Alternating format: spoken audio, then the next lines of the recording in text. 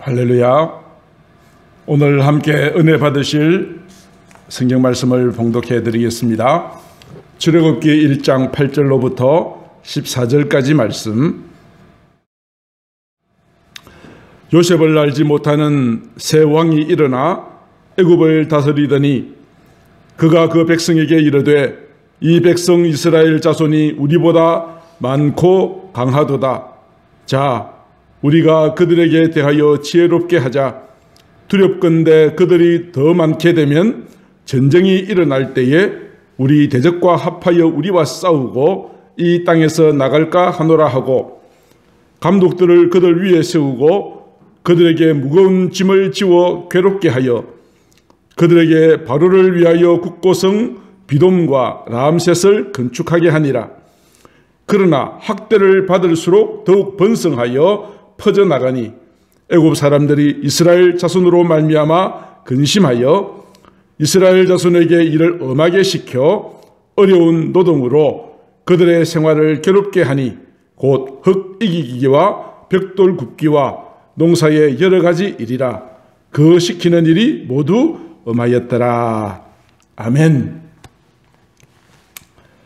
오늘 주신 말씀으로 학대를 받을수록 더욱 번성하니라는 제목으로 함께 은혜를 받고자 합니다. 북아메리카에 가면은 로키 산맥이라고 있습니다.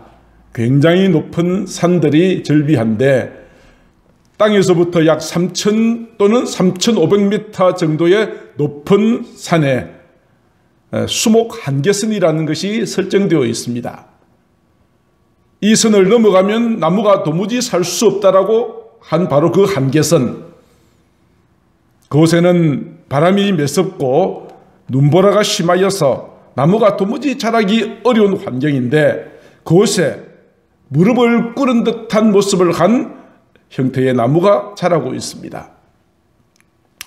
이런 거친 환경을 극복하고 살아남기 위해서는 스스로 자기의 성장을 억제하고 자신의 몸을 비틀고 웅크려서 마치 무릎 꿇어 있는 모습으로 이 나무가 서 있는 것입니다. 키도 작고 모양도 뒤틀리어서 이 나무를 가지고 가구도 만들 수 없고 꽃이나 잎도 제대로 피지 못하기 때문에 초식 동물들조차 이 나무를 거들떠보지도 않습니다. 어느 누구도 거들떠보지도 않고 천대받는 바로 이 나무가 놀라운 변신을 가져옵니다. 이 나무를 깎고 깎아서 이 세상에서 가장 아름다운 소리를 내는 바이올린을 만드는 재료가 되고 있다는 것입니다. 어려움이 닥칠 때 낙심하고 좌절하면 그것으로 인생은 끝나고 맙니다. 그러나 이 나무와 같이 고난의 폭풍을 견뎌온 사람들만이 새로운 역사의 주인공이 될 수 있고 명품 인생으로 새롭게 태어날 수 있는 것입니다. 무릎 꿇어 있는 그 나무는 어떤 모습을 연상합니까? 하늘 앞에 무릎 꿇고 기도하는 모습이 연상되지 않습니까? 낙타는 짐을 실을 때나 짐을 내릴 때 주인 앞에서 무릎을 꿇는다고 합니다. 그러면 우리도 이 낙타와 같이 기도의 무릎으로 주께 나가야 된다고 생각합니다. 그때 하나님께서 우리의 삶에 넘치는 축복을 부어주실 것입니다. 제가 오늘 본문의 말씀은 애굽에서 종살이하고 있던 이스라엘 자손들이 학대를 받으면 받을수록 더욱 번성하였다라는 그런 주제로 되어 있습니다. 야곱에게는 12명의 아들이 있었습니다. 그런데 아버지 야곱은 12명의 아들 가운데 11번째 요셉을 특별히 사랑했습니다.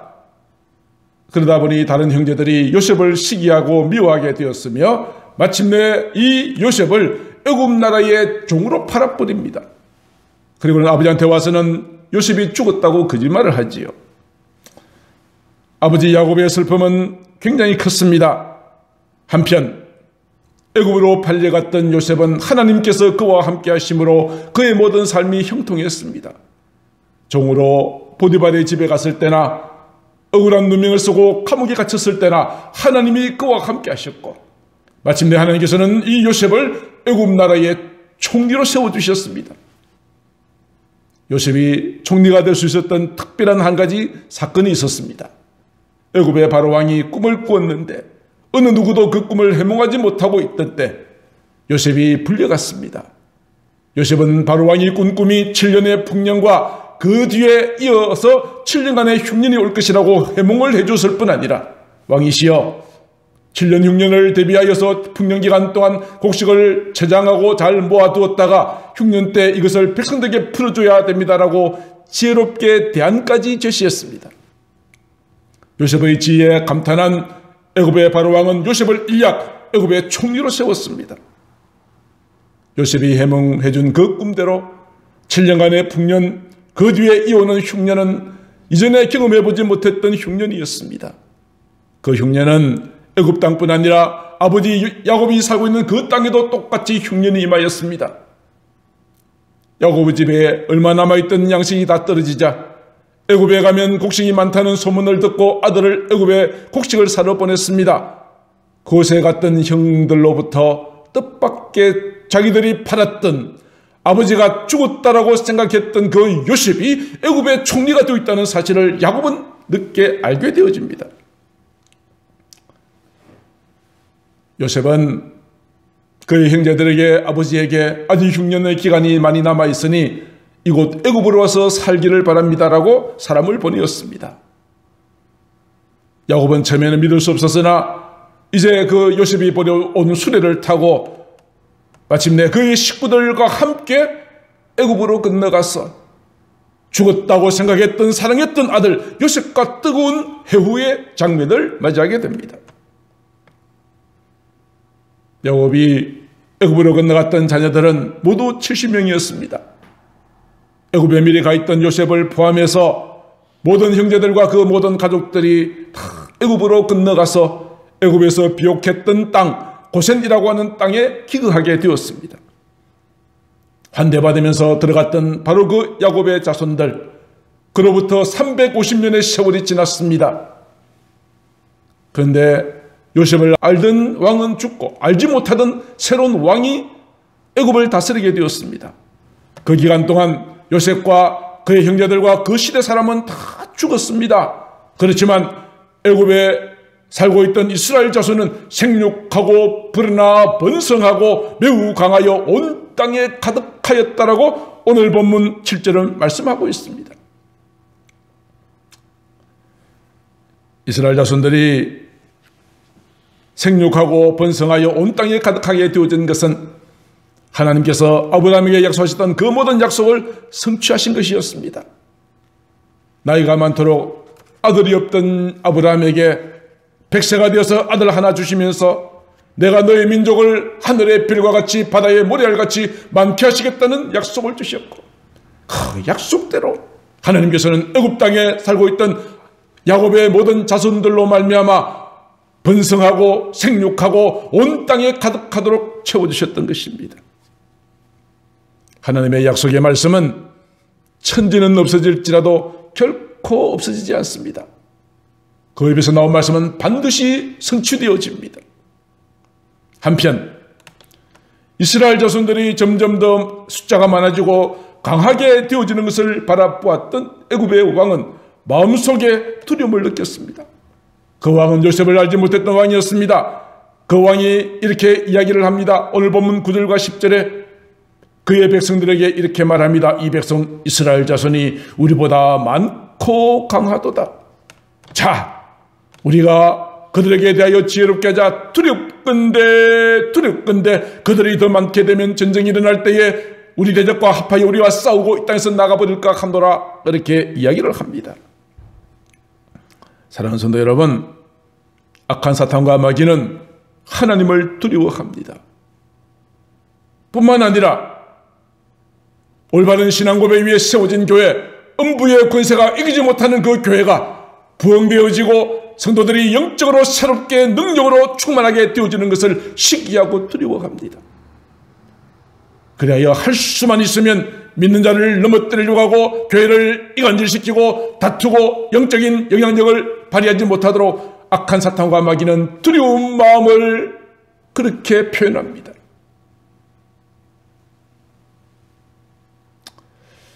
마귀는 예수님의 제자 가룟 유다의 마음속에 나쁜 생각을 불어넣었습니다. 예수를 팔려고 하는 생각을 불어넣었습니다.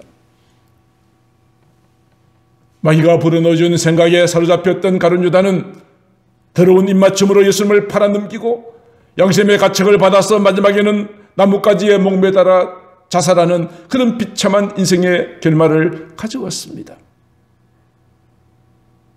초대 예루살렘 교회가 점점 더 부흥할 때에 있었던 일입니다.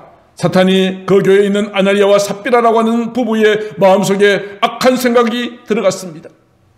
사람들로부터 칭찬받기를 원하는 허영심 때문에 아나니아와 삽비라 부부는 자기의 밭을 팔아서 그 돈 가운데 일부를 감추어 놓고는 그 돈을 가지고 와서 이것이 전부다라고 거짓말을 했습니다. 베드로는 아나니아의 마음속에 사탄이 가득한 것을 보았습니다. 사도행전 5장 3절에 이렇게 이야기합니다. 베드로가 이르되 아나니아야 어찌하여 사탄이 내 마음속에 가득하여 네가 성령을 속이고 땅값을 말을 감추었느냐. 땅이 그들을 쓸 때도 판 뒤에도 다 네 마음대로 할 수 있는 것이 아니냐. 어찌하여 이를 내 마음에 두었느냐. 사람에게 거짓말을 한 것이 아니요 하나님께로다. 사탄은 아나니아와 삽비라의 마음속에 들어갔어. 거금의 헌금을 드렸으나 하나님 앞에 정직하지 못하고 진실하지 못했습니다. 성령을 속이고 하나님께 거짓말을 했던 이 죄 때문에 아나니아와 삽비라는 그 자리에서 두 사람은 즉사하고 말았습니다. 사랑하는 성도 여러분, 오늘 또 우리의 대적 마귀는 우는 사자와 같이 두루다니며 삼킬 자를 찾고 있습니다. 우리가 조금이라도 방심하면 안 됩니다. 우리 마음속에 가룟 유다의 마음에 그러하였고 아나니아와 삽비라의 마음속에 그러하였던 것처럼 우리 마음속에 악한 생각이 사탄에 의해서 들어오게 되어지면 그때부터 우리는 하나님을 배반하고 믿음을 떠나고 사탄의 종이 되고 마는 것입니다. 그러므로 베드로는 분명히 말합니다. 너희는 믿음을 굳건하게 하여 그를 대적하라. 믿음을 굳건하게 하여 그를 대적하라. 마귀를 이기는 것은 우리의 혈육의 힘이 아닙니다. 우리가 믿음으로 든든하게 서게 되면 그를 대적할 수 있는 힘이 생겨지게 되는 것입니다. 우리가 하나님께 복종하고 마귀를 대적하면 마귀는 피하게 되어 있습니다. 왜요? 저들은 하나님을 두려워하기 때문입니다. 내 속에 하나님의 영으로 말씀으로 성령으로 충만하게 되면 마귀가 우리 앞에서 힘을 쓰지 못하게 되는 것입니다. 여러분에게 한번 질문을 드려보겠습니다. 오늘도 마귀가 내 모습을 보고 두려워하고 있을까요? 아니면 비웃고 있을까요? 다시 한번 질문합니다. 마귀가 지금 내 모습을 보고 두려워할까요? 비웃고 있을까요? 각자 판단하여 보시고 정말 내 안에 하나님의 거룩한 영으로 충만하여서 내 속에 계신 성령님, 내가 믿는 그 하나님, 그로 말미암아 마귀가 벌벌 떨고 떠나가는, 한 길로 왔다가 일곱 길로 떠나가는 놀라운 믿음의 용사 되어줄 수 있기를 우리 주 예수님의 이름으로 축복합니다. 이스라엘 자손에 대한 두려움을 가졌던 애굽 왕, 이제는 어떻게 하면 이스라엘 자손의 번성을 막을까 하고 자기 나름대로 지혜를 짜냅니다. 그래서 첫 번째로는 감독들을 세웁니다. 그리고 그들에게 무거운 짐을 지워서 괴롭게 합니다. 바로를 위해서 국고성 비돔과 람셋을 건축하게 만듭니다. 이 건축하는 모든 일들에 이스라엘 자손들을 다 끌어다가 혹독한 일을 시켰습니다. 이스라엘 자손들에게 일을 엄하게 시킵니다. 어려운 노동으로 그들의 생활을 괴롭게 합니다. 흙을 이기고 벽돌을 굽고 건축 현장에 동원되고 이것도 부족하여서 농사시키는 여러 가지 일까지 주었어. 녹초가 되어진 몸으로 집에 들어오면 더 이상 아이를 출산하지 못하도록 만들기 위한 그런 아주 교묘하고 계략적인 방법을 사용했습니다. 그렇지만 이런 일이 있었지만은 이스라엘 자손은 점점 더 번성해 가게 되었습니다. 애굽 왕의 이 첫 번째 시도는 실패하였습니다. 또다시 두 번째 명령을 내립니다. 이번에는 히브리 사람 3파 중에서 십보라라 하는 사람과 부하라는 사람을 불러다가 이렇게 명령합니다. 너희가 히브리 여인이 해산할 때에 도와주러 갈 때에 아들이 나면은 죽여라, 딸이 나면 살리라, 이런 명령을 받았던 히브리 산파는 오늘 본문 17절에 보니까 하나님을 두려워하여 애굽 왕의 명령을 어겼습니다. 애굽 왕의 명령을 어긴다는 것은 자칫하면 굉장한 불이익과 자칫하면 처벌을 당하고 죽을 수도 있는 일이었습니다만, 애굽 왕의 명령보다 하나님을 더 두려워했던 히브리 산파들, 남자아이를 살렸습니다. 하나님께서는 이 두 히브리 산파들을 축복하셨습니다. 21절에 이렇게 말합니다. 이 산파들은 하나님을 경외하였으므로 하나님이 그들의 집안을 흥왕하게 하였다. 무거운 노역으로 산파를 통하여 이스라엘 자손의 번성을 막으려고 했던 애굽 왕의 모든 계략은 여지없이 실패로 끝납니다. 이제는 바로 왕이 세 번째로 명령을 내립니다. 이 명령은 너무나 무자비한 명령이었습니다. 히브리 사람들에게 말합니다. 앞으로 아들이 태어나면 너희가 스스로 날강에 던져 죽여라, 딸이면 살려두라. 만약 이 명령을 어긴다면 그들에게 엄청난 고통이 다가올 것은 분명한 사실입니다.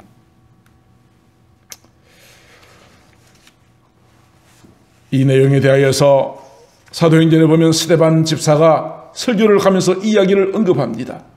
사도행전 7장 18절로 19절, 요셉을 알지 못하는 새 임금이 애굽 왕위에 오르매 그가 우리 족속에게 교활한 방법을 써서 조상들을 괴롭게 하여 어린 아이를 내버려 살지 못하게 했다. 사랑하는 성도 여러분, 오늘 이 말씀을 묵상하는 중에 오늘 이 시대에 우리 한국 교회가 겪고 있는 아픔을 함께 생각하게 되었습니다. 지금 한국 교회는 굉장한 공격을 받고 있습니다. 코로나로 인하여서 1년 동안 예배를 제대로 드리지 못하고 있습니다. 농촌교회는 온라인으로 예배 드릴 수 있는 능력도 없을 뿐더러 할아버지 할머니들이 카톡이나 영상을 볼 수 있는 방법을 몰라서 1년 넘도록 교회에 가지도 못하고 예배 드리지도 못하는 이런 안타까운 상황을 맞이하고 있습니다. 최근에 일부 교회와 선교단체에서 집단 감염이 발생되었습니다만 대다수의 교회들은, 제 교회를 포함하여 대다수의 교회들은 방역수칙을 철저하게 잘 지키고 있습니다. 그럼에도 불구하고 모든 교회들로 하여금 비대면 예배드리라고 강제하고 있습니다. 5명 이상 예배에 참석하지 못하도록 그렇게 이야기하고 있으며, 이 지침을 어기면 벌금을 부과하고 시설 폐쇄 조치까지 하겠다라고 시행하고 있습니다. 실제로 지하철이나 버스, 도로에 나가면 수많은 사람들이 함께 모여있고 다니기도 하지만 특별히 교회에 대하여서 비대면 예배만 허용하겠다라고 이야기하고 수천 명이 들어갈 수 있는 교회에 20명 이상 들어가지 못하게 하고 지금은 5명 이상도 참석하지 못하도록 하는 이런 불평등한 조치가 시행되고 있습니다. 이에 대하여 많은 기독교 단체들이 예배를 정부가 제한할 수 없다, 정부의 모든 대책에 2단계면 2단계, 2.5단계면 2.5단계, 3단계면 3단계 모두가 동참할 때 우리도 거기에 따라서 하겠지만 특별히 교회만 타켓으로 하여서 예배를 드리지 못하게 방해하는 것은 옳지 않다라고 주장하고 있습니다. 그러나 아직은 모든 정부 당국이나 언론조차도 이러한 교회의 움직임에 대해서 부정적인 뉴스 보도되고 있습니다. 교회에 대한 부정적인 이미지가 확산되고 다음 세대들로 하여금 말씀을 듣지 못하게 하고 있습니다. 믿음에서 떠나고 있는 이 어려운 현실을 맞이하고 있습니다. 애굽 왕 때에 이스라엘 민족들이 학대를 받은 것처럼 오늘 이 시대가 코로나의 위기 상황의 상당 부분을 교회에게다가 부담시키는 그런 제가 용납하기 어려운 이런 일들이 지금 우리 이 시간에 이루어지고 있습니다. 그런데 지금은 분명히 위기라고 말할 수 있을 것입니다. 이제는 한국교회 부흥은 끝났다라고 부정적으로 생각하는 말하는 사람들도 있습니다. 그러나 저는 그게 동기하지 않습니다. 오늘 본문 말씀 가운데는 이런 위기 가운데 두 가지의 확실한 반전이 있습니다. 그 반전이 무엇입니까? 첫 번째로 10절에 있는 말씀입니다. 두렵건대 이스라엘 민족의 번성함을 바라보고 애굽 왕이 가졌던 마음속에 어떤 마음이 있다고요? 두려운 마음이 있습니다. 이 두려운 마음을 어떻게 겉으로 표현합니까? 두렵다고 표현하지 않지요. 자기가 가지고 있는 왕이라고 하는 세상 권력을 이용해서 오히려 이스라엘 민족을 힘들게 만들고 억압하고 학대하고 그런 일을 하고 있다는 것 아니겠습니까? 한국교회가 급격하게 부흥될 때에 마귀는 두려워서 벌벌 떨었습니다. 그러나 한국교회가 점점 더 힘을 잃어가고 있는 안타까운 현실 속에서 이제는 한국교회가 그들에게 비웃음거리가 되고 그들의 밥이 되고 있는 것도 우리가 부인할 수 없는 현실일 것입니다. 학대하는 애굽 왕의 마음속에 감추어져 있는 두려움. 오늘 또 우리 새소만 교회가, 한국교회가 정말 다시 말씀으로 새롭게 되어진다면 악한 사탄과 마귀의 두려움은 더욱 커질 것입니다. 그러나 실상은 우리가 더 두려워하고 있어요. 우리가 더 두려워하고 있는 오늘 우리의 안타까운 모습을 우리는 볼 수 있습니다. 교회가 부흥되는 것은 하나님의 소원이기도 하고 하나님의 기쁘신 뜻이기도 합니다. 마귀가 마치 예수님의 발꿈치를 물은 것처럼 마귀가 교회를 발꿈치를 물고 흔들려고 하지만 음부의 권세가 결단코 이기지 못할 것입니다. 우리가 믿음 가운데 바로 서 있는 한 말입니다. 이 모든 위기를 우리가 희망을 가지고 볼 수 있는 첫 번째가 마귀가 애굽 왕이 두려워하고 있다는 사실. 두 번째는 무엇입니까? 오늘 설교 제목이기도 하죠. 12절. 학대를 받을수록 더욱 번성하여 퍼져나갔다는 사실입니다. 학대를 받으면, 핍박을 받으면 움츠러드는 것이 아니라 학대를 받을수록 더욱 번성하여 나갔다는 것이 오늘 본문이 우리에게 주시는 희망의 메시지입니다. 코로나의 위기는 저희들에게 새로운 영적 각성과 부흥의, 회개의, 회복의 기회가 될 것입니다. 우리는 언제까지 환경만 탓하고 어쩔 수 없다고 생각하는 패배주의에 사로잡혀 있을 것입니까? 그럴 수 없습니다. 학대를 받을수록 더욱 번성하였던 이스라엘 자손들처럼 위기를 맞이할수록 우리의 신앙은 더욱더 순수해지고 뜨거워지고 알곡과 쭉정이가 구분되어지고 더 큰 부흥을 향하여 한 걸음 한 걸음 더 나아갈 수 있게 되는 것입니다. 사랑하는 성도 여러분, 어떻게 하면 이 위기를 잘 극복하여 학대를 받지만 번성하여 나갔던 이스라엘 자손들처럼 한국교회가 새로워질 수 있을 것인가? 기도하면서 깊이 생각하는 가운데 하나님께서 제게 이런 깨달음을 주셨습니다. 이 위기 기간 동안 내 자신의 영적인 상태를 한번 진단해보자. 그런 생각입니다.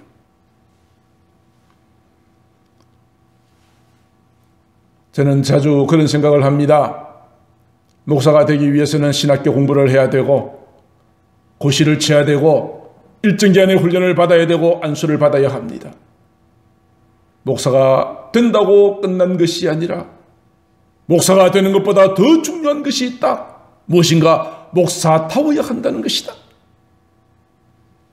여러분들도 예수 믿고 세례받고 성도가 되는 것보다 더 중요한 것은 성도답게 사는 것이다 하는 그 사실을 깨닫게 되었습니다.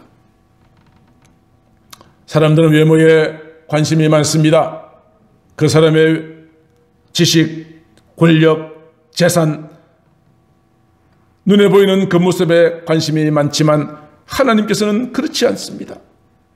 사무엘상 16장 7절에 보면 사람은 외모를 보거니와 나 여호와는 중심을 본다고 말씀하셨습니다. 하나님께서는 나의 중심을 보고 계십니다. 코로나의 위기 가운데서도 내가 얼마나 주님을 닮아져가고 있는가? 내가 얼마나 주님의 그 말씀대로 순종하고 있는가? 내가 얼마나 성장하였는가? 여기에 하나님의 더 큰 관심이 있다는 사실입니다. 외모를 보지 않고 중심을 보시는 하나님께서는 사도행전 13장 22절을 보니까 이렇게 말씀합니다. 다윗을 왕으로 세우시고 증언하여 이르시되 내가 이새의 아들 다윗을 만나니 내 마음에 맞는 사람이라. 다윗의 무엇이 하나님의 마음에 맞는 사람이었다고 고백하게 하셨을까요? 하나님은 다윗의 중심을 보셨습니다. 중심을 보셨습니다. 오늘도 하나님은 저와 여러분들의 중심을 보고 계신 줄로 믿습니다. 나는 하나님이 보실 때 어떤 사람인가 스스로 자기 자신을 진단해 보십시오. 다윗은 하나님의 마음에 합한 사람이라 인정받는 순간 하나님께서 내 뜻을 다 이루리라 말씀하여 주셨습니다. 사랑하는 성도 여러분들이여, 오늘 저와 여러분들도 하나님의 마음에 합한 자가 되어야 되지 않겠습니까? 위기를 만난 한국교회와 이 나라와 민족에 무엇인가 하나님의 뜻을 이루게 지키는 주인공이 되어지기 위하여서 우리가 해야 될 것이 무엇일까요? 내가 하나님의 마음에 합한 자가 되어야 되겠다. 내가 영적으로 바로 서고 영적으로 성숙한 모습, 주님을 닮아져가는 모습, 주님의 마음을 품고 주님의 뜨거운 가슴을 가지고 세상을 향하여 십자가의 복음을 전하는 그런 자가 되어질 때, 하나님의 마음에 합한 자가 되어질 때 이 시대를 향한, 이 나라와 민족을 향한, 한국교회를 향한 하나님의 뜻을 이루게 하시리라. 할렐루야. 오늘 이러한 하나님의 축복의 말씀이 저희 교회에 그리고 저와 여러분들에게 있게 되기를 간절히 소망합니다.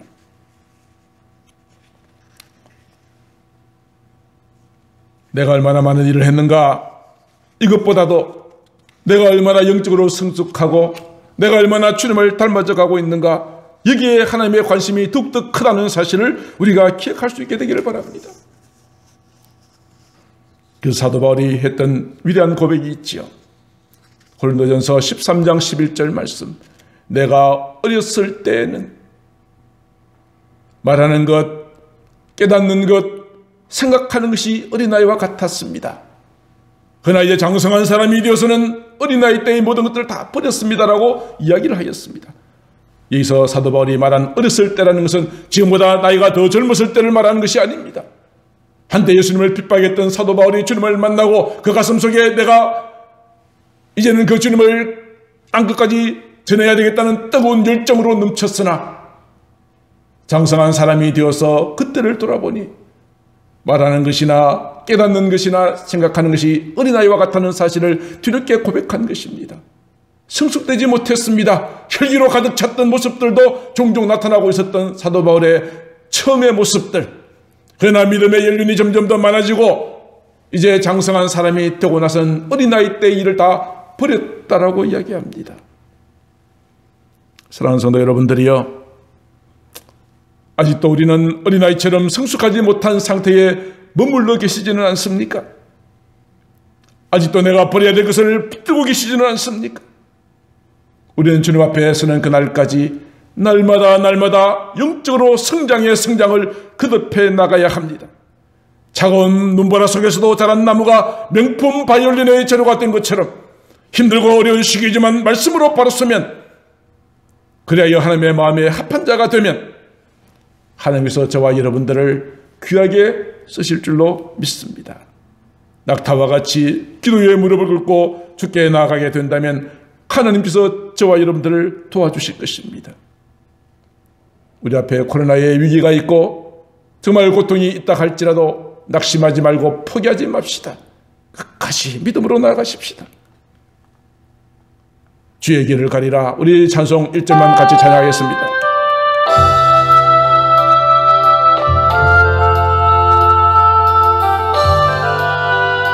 비바람이 갈 길을 막아도 비바람이 갈 길을 막아도 나는 가리, 주의 길을 가리. 눈보라가 앞길을 가려도 나는 가리, 주의 길을 가리.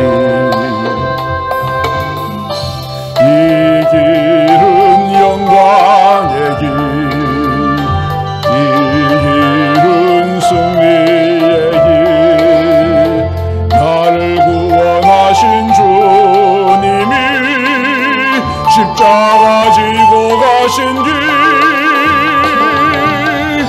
나는 가리라, 주의 길을 가리라. 주님 발자취 따라 나는 가리라, 나는 가리라.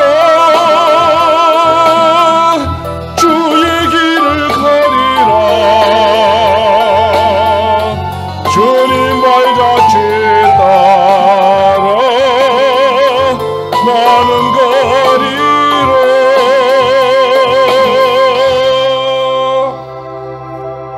말씀을 맺고자 합니다. 사랑하는 성도 여러분들이여, 이스라엘 자손은 학대를 받을수록 더욱 번성하였다라고 하였습니다. 오늘 우리가 경험하고 있는 코로나의 위기 상황이 오히려 한국교회가 더욱더 번성하게 되는 축복의 기회가 될 줄로 믿습니다. 오늘 또 하나님께서는 우리의 중심을 보시는 하나님께서 우리가 더욱더 영적으로 성숙하게 되기를 원하고 계십니다. 강건하기를 원하고 계십니다. 날마다 말씀과 기도로 주님 앞에 나아가십시다. 비록 함께 모이기 어려운 상황 가운데 있다 할지라도 날마다 말씀을 읽고 기도하는 모든 삶의 고삐를 늦추지 마십시다. 코로나의 위기가 강하면 강할수록 더욱 번성하여진 한국교회의 내일의 모습을 바라보고 더욱더 성숙되어진 저와 여러분들의 모습을 바라보면서 오늘 하루하루도 주님의 뜻 가운데 승리하시는 저와 여러분들 되시기를 주님의 이름으로 축복합니다. 기도하겠습니다. 사랑하는 하나님 아버지, 코로나로 인하여서 한국교회가 위기를 맞이하고 있습니다. 예배를 제대로 드리지 못하고 이로 인하여 성도들의 믿음이 점점 더 연약하여지고 다음 세대들이 방치되고 있습니다. 믿음에서 떠나게 하고 있습니다. 애국왕이 아이들을 죽이려고 온갖 방법을 다 동원하였던 것처럼 우리 다음 세대들이 점점 더 하나님의 말씀을 떠나 한국교회와 이 나라와 이 민족의 미래가 심히 염려가 됩니다. 하나님 아버지, 우리는 결코 환경 탐만하며 포기하지 않겠습니다. 학대를 받을수록 더욱 번성하였던 이스라엘 민족들처럼 위기를 맞이할수록 우리가 더욱더 영적으로 바로 설 수 있는 기회가 되게 하시고 하나님의 마음에 합한 자가 되어서 새로운 역사를 만들어갈 수 있는 그런 시대적인 사명을 잘 감당하는 저희들이 되게 하여 주옵소서. 이 모든 말씀을 사랑이 많으신 우리 구주 예수님 이름으로 기도드리옵나이다. 아멘.